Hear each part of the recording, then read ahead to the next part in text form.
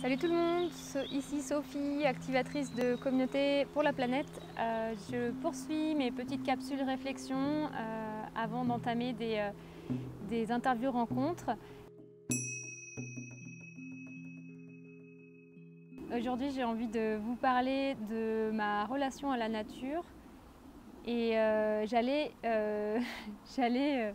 commencer à vous parler de ça, et au moment où j'allais lancer la vidéo, il y a une espèce de bestiole qui me monte sur la jambe, effrayante, assez grosse comme ça, et donc je l'ai virée assez rapidement, et j'ai peur de lui avoir cassé une aile. J'espère qu'elle est encore ok. Elle a fait le tour de ma chaise plusieurs fois avant de grimper sur le pied de ma chaise, puis là sur le pied de la chaise d'à côté. Et elle reste là, donc pour le moment je vais continuer en restant là, mais elle était assez effrayante et je savais pas trop quoi en faire.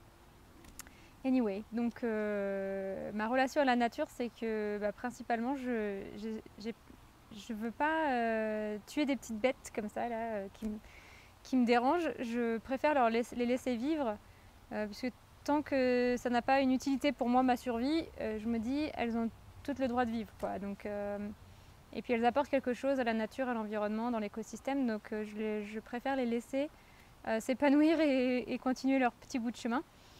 Et c'est pareil pour les plantes, et donc c'était de ça au départ que je voulais vous parler, puisque là je suis aux États-Unis. Aux États-Unis, il y a une culture très très forte de il faut avoir un gazon nickel, et il faut tondre son gazon tous les jours, presque, si on peut. Et ça dépend de ton apparence, quoi. Donc si tu veux que les gens pensent des choses bien de toi, il faut que tu aies ton gazon qui soit nickel. Et donc j'ai plusieurs voisins comme ça qui tondent leur gazon tous les jours. Donc tous les jours on a les bruits de moteur. Puis alors ici ils ont des grands jardins, donc le gazon, ça dure longtemps quand on tond le gazon.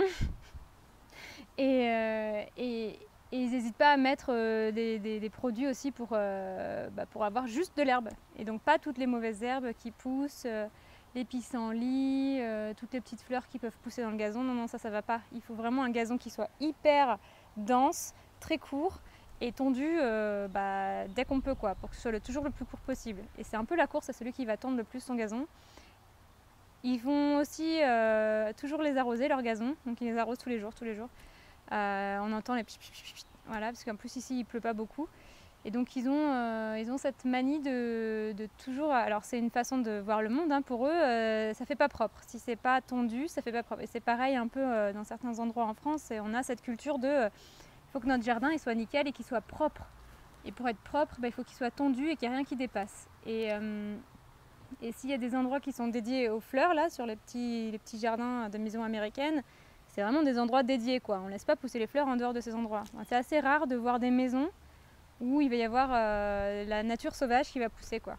Et moi, ça me manque. Surtout avec l'expansion urbaine, on construit toujours plus sur des endroits sauvages. Et après, on va s'adapter là où on va avoir notre propre jardin, etc. Mais en fait, on ne va pas laisser la nature sauvage s'exprimer, quoi. Et donc j'essaie d'apporter cette vision des choses. Moi j'aimerais bien avoir un jardin où on regarde ce qui pousse, on laisse pousser les choses, on accueille toutes les plantes qui arrivent. Pourquoi elles arrivent? On se pose la question, est-ce qu'elles ont quelque chose à apporter localement dans ce petit écosystème du jardin? Est-ce que finalement elles ne nous indiquent pas quelque chose sur le sol, et que finalement elles n'ont pas cette utilité-là de nous apporter une indication sur la qualité du sol? Dans tous les cas, des plantes, elles vont aussi produire des fleurs, donc les fleurs vont toujours être bonnes pour les abeilles, donc au moins les laisser pour ça.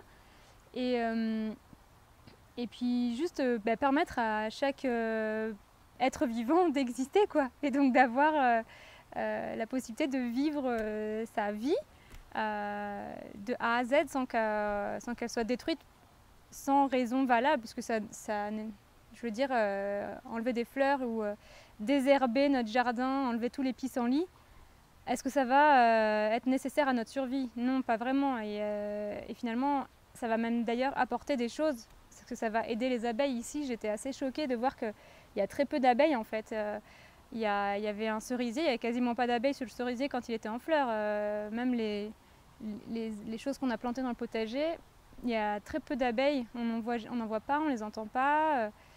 Et il y a très peu de fleurs, parce que c'est tout du gazon partout. Donc voilà, donc moi je voudrais aider à apporter une autre vision ici de ce que ce que je perçois de ce qui pourrait être un jardin un peu plus sauvage et un peu plus sain pour moi, enfin qui m'a l'air plus sain puisqu'il y a plus de biodiversité. Quand il y a plus de biodiversité, c'est toutes les autres espèces qui en bénéficient, j'ai l'impression.